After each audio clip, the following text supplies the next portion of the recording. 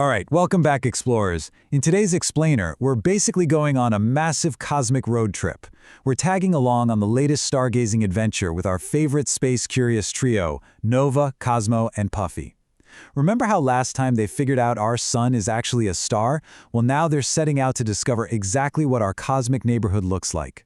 Every single planet has its own unique story, and by the end of this journey, you're going to understand exactly where we fit into the sheer vastness of space. So this whole trip kicks off with a super simple but honestly profound question from Nova. If the sun is a star, what on Earth, or rather what in space, is traveling around it? Now Puffy, who is always full of out-the-box ideas, immediately throws out guesses like space ducks, or maybe space potatoes. But Cosmo is quick to shut that down. No, we're not surrounded by giant cosmic poultry. Instead, a sparkling guide named Stella suddenly appears, activates an adventure portal, and decides to show them the real answer. Okay, let's dive into this. Here is our flight plan for today. First, the center of the solar system. 2, the rocky planet team. 3, the asteroid belt. 4, the giant planet team. 5, rocky versus giant planets. And finally, number 6, how to build your very own solar system. Stop number 1, the center of the solar system, our giant parent. Stepping right through that portal, our explorers zoom straight into space, and directly ahead of them shines the sun, with all the planets orbiting around it, kind of like runners on a giant cosmic track. But what's truly staggering here is this number, 99%. Cosmo points out that the sun actually contains more than 99% of all the mass in the entire solar system. Because it is just so incredibly massive, its gravity pulls all the planets into orbit right around it. As Puffy wonderfully puts it, this basically makes the sun the giant parent of our cosmic family. To really wrap your head around what that scale means, let's look at it this way. If you were to shrink the sun down so it was roughly the size of your standard front door, Earth wouldn't be the size of a basketball. It wouldn't even be the size of a baseball. Earth would literally be about the size of a tiny coin. I mean, space is just unbelievably huge, and this gives us a really incredible perspective on just how massive our central star actually is. Moving on to Part 2, the rocky planet team, closest to the sun. Leaving the intense, blazing heat of the sun, Stella guides the team to the very first major planetary zone. First up on the tour is Mercury. It's this tiny, gray planet just zipping around at totally incredible speeds. I mean, it moves so incredibly fast that one entire year on Mercury lasts only 88 Earth days. Next up is Venus. It pops up as this yellowish planet completely shrouded in thick, dense clouds. And the thing is, those clouds trap heat intensely, making Venus the undisputed hottest planet in the entire solar system. You know, remembering all these planet facts is honestly a lot easier when you have Puffy on the tour. Because a year is so short on Mercury, Puffy brilliantly observes, "Fast planet, fast birthday." Makes sense, right?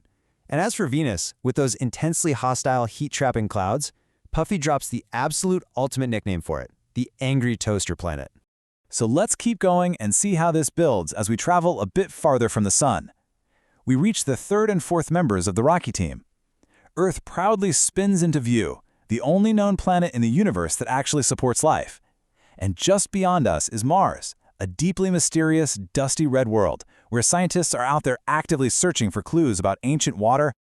And this brilliantly illustrates our relationship with these two worlds, which, again, is just perfectly summed up by Puffy. Earth is home, so naturally, it gets the title of Best Planet Ever. And Mars, since it's the prime target for all our rovers and maybe future astronauts, is enthusiastically labeled as a future vacation spot. All right, Section 3, the asteroid belt, the cosmic traffic jam. So right as they move past Mars, the team suddenly finds themselves totally surrounded by floating space debris. Cosmo has to explain to a very wide-eyed Nova that this specific region is filled with millions of rocky objects that are just floating and orbiting the sun. They range in size from tiny little pebbles to massive boulders that are literally hundreds of miles across. Puffy, looking at all these rocks trying to navigate the exact same orbital path, hits the nail on the head yet again, calling the whole thing a massive cosmic traffic jam. Which brings us to Part 4, the giant planet team. Welcome to the Giant Leagues. Once we safely navigate our way through that asteroid belt, we officially enter the outer solar system. And wow, the planets out here are so vastly different from the inner worlds that Jupiter itself basically welcomes the team to the giant leagues. First, we meet Jupiter, this absolutely gigantic striped world. It is so enormous that it's actually larger than all the other planets in our solar system combined. Just past it glides Saturn, universally recognized for those truly magnificent rings. But as Cosmo points out, those beautiful rings aren't actually solid. They are mostly made of billions of tiny pieces of ice and rock. If you really think about the solar system like a big family, Puffy has the absolute perfect analogy for this part of the trip. Looking at the sheer, mind-blowing size of Jupiter, it's easily the giant uncle of the family. And Saturn, draped in its beautiful icy rings, well, that's obviously the fancy aunt wearing her elaborate space jewelry. Continuing all the way out to the deepest edges of our planetary system, we meet Uranus and Neptune. Now, Uranus is this really beautiful blue-green planet, but it's weird. It spins completely sideways. Scientists actually believe a massive cosmic collision tipped Uranus right onto its side a really long time ago. Finally, we reach Neptune, a deep blue giant. And you really have to hold on to your hats here, because Neptune has some of the absolute fastest, most powerful roaring winds in the entire solar system. Looking at these outer two giants, Puffy delivers the final, brilliant nicknames of our tour.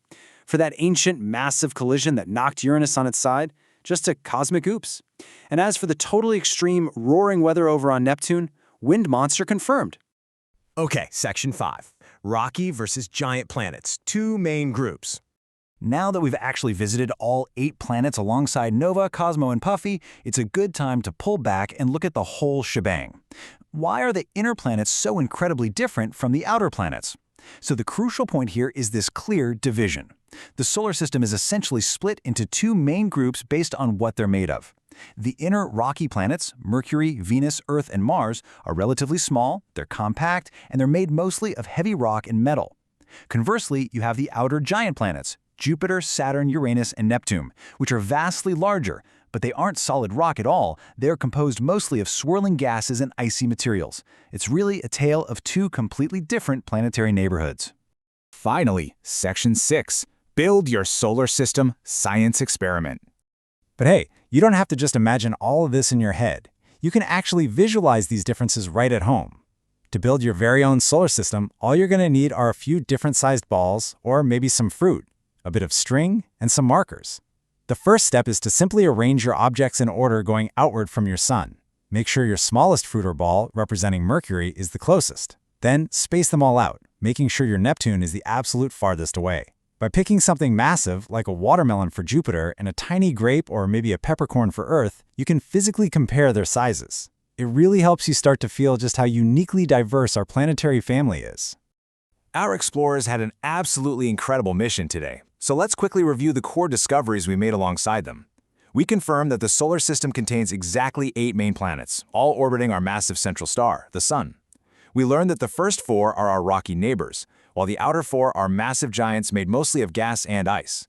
And most importantly, we learned that Earth is just one very special part of an amazing, highly diverse cosmic family. Every single planet has its own unique story, and understanding them honestly helps us better understand our own universe. But as any good explainer does, this one leaves us with a lingering question.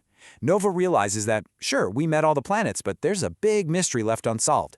Why is Mercury, the planet literally closest to the Sun, so incredibly hot during the day, yet shockingly freezing cold at night? Now, Patti, of course, jokes that Mercury simply forgot to bring a jacket. While that is hilarious, Cosmo rightly points out that is definitely not the scientific explanation. So, what is the real reason this speedy little planet has such extreme mood swings? Well, that is a fantastic mystery, and it's exactly what we're going to uncover in our next explainer. Until then, keep exploring.